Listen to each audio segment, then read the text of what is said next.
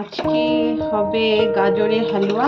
তো এই যে গাজরগুলো সব ধুয়ে ফেলি, নতুন ডিশ। এটাকে ভালো করে আমি জলে ধুয়ে নেব, ধুয়ে নিয়ে এই মেশিন দিয়ে বেশ করে চেঁচে নেব। তো প্রথমে আমি গাজরের ছুরি দিয়ে এগুলো কেটে নেব, আর দিয়ে এটাকে এইভাবে ছুরি দিয়ে গায়ে যে এগুলো আছে জরি টাইপ, এগুলো ছাড়িয়ে নেব। কালো কালো এগুলো বেরোবে, নাহলে এগুলো সমেত যদি পুড়িয়ে দিই তাহলে গাজরের হালুয়াটা এরকম ফ্লেভার আসবে না, তার জন্য এগুলো উপরে ছালগুলো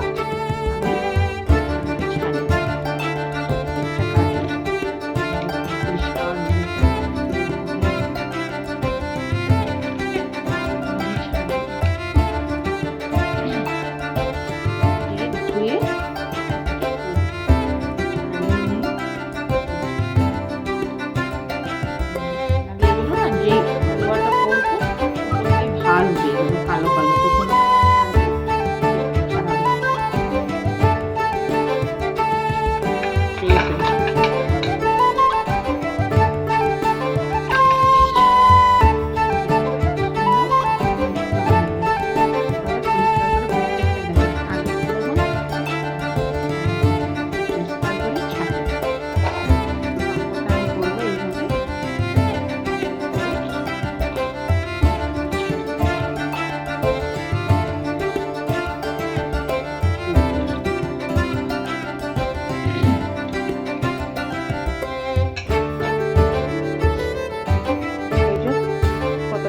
বেরিয়েছে। দেখো গাজরে কত নোংরা থাকে, এগুলো যদি না ছাড়াতাম তো গাজরের হালুয়া একদম বিচ্ছিরি হতো। আমি এটাকে রোদে পড়ে যায়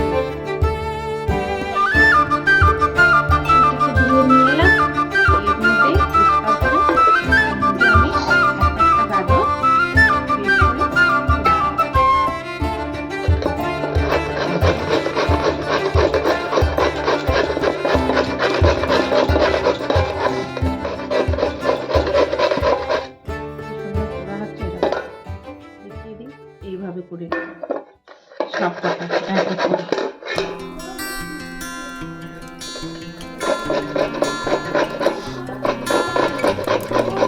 সব কটা এই করে আমি করে নেব প্রত্যেকটা গাজর।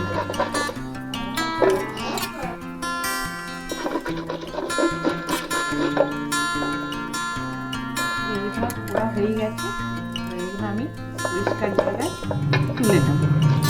আর একটুখানি বাকি আছে, একটা আমার ছাড়ানো হয়ে গেলে পুরা সুন্দর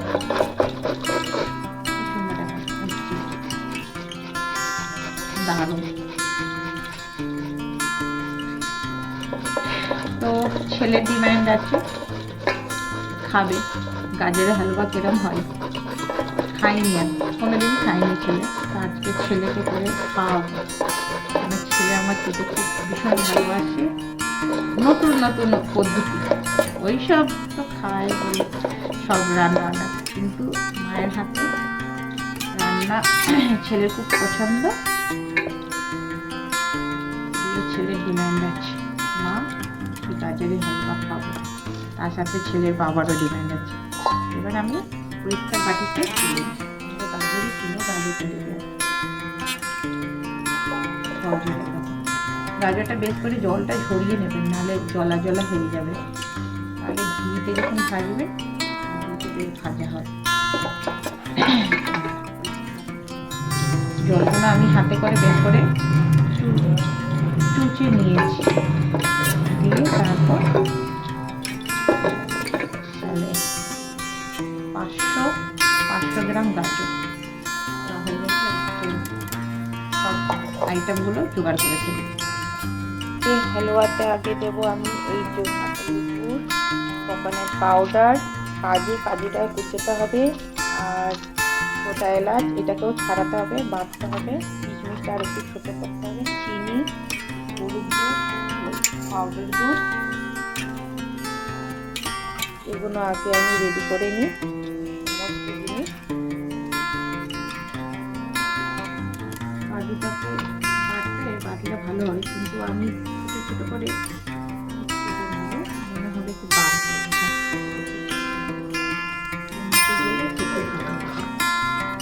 এটাকে ছোটো ছোটো পিস কি পচে গেছে? পচে যায়নি, ওইটা রং ধরে গেছে। তুমি ছাড়াও লেবুটা, লেবুটা ছাড়াও না, পচে যায়নি, শীতকাল তো। এতটা কাঁচা লেবু দেবো না, কালার হয়ে গেলে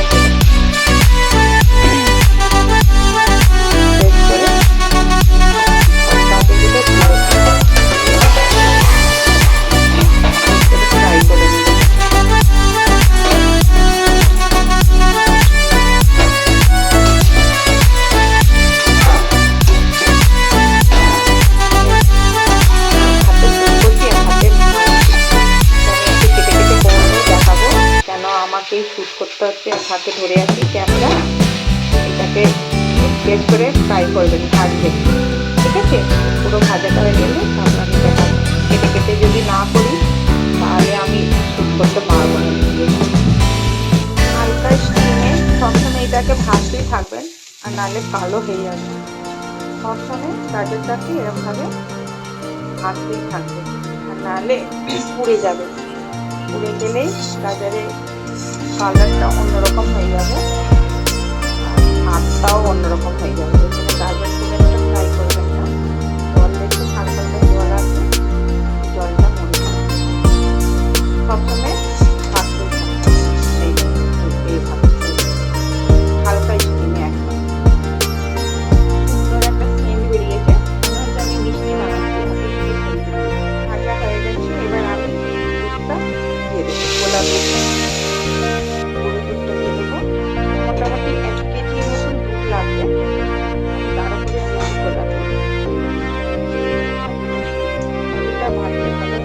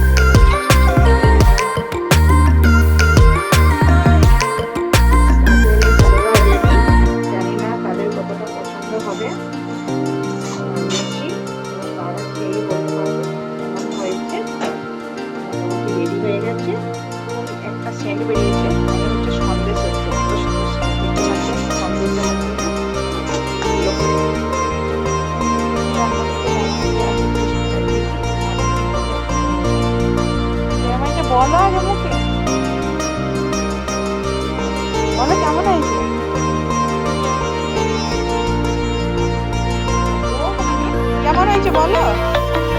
দারুণ, খুব ভালো হয়েছে, রেজাল্ট বেরিয়ে গেছে। আর একটু চাহিদা চলে এসছে, এই যে জাংলা দিয়ে রেডি হয়ে গেছে। এবার আমি এটাকে ঢেলে দেবো। আমার প্রচুর প্রশংসা পেয়ে গেছি, কেন বাবা প্রথমবার খেয়েছেন লাইফে। মা তুমিও প্রথম, মা বাবা মানে 70-80 বছর বয়সে আমরা প্রথম কাজের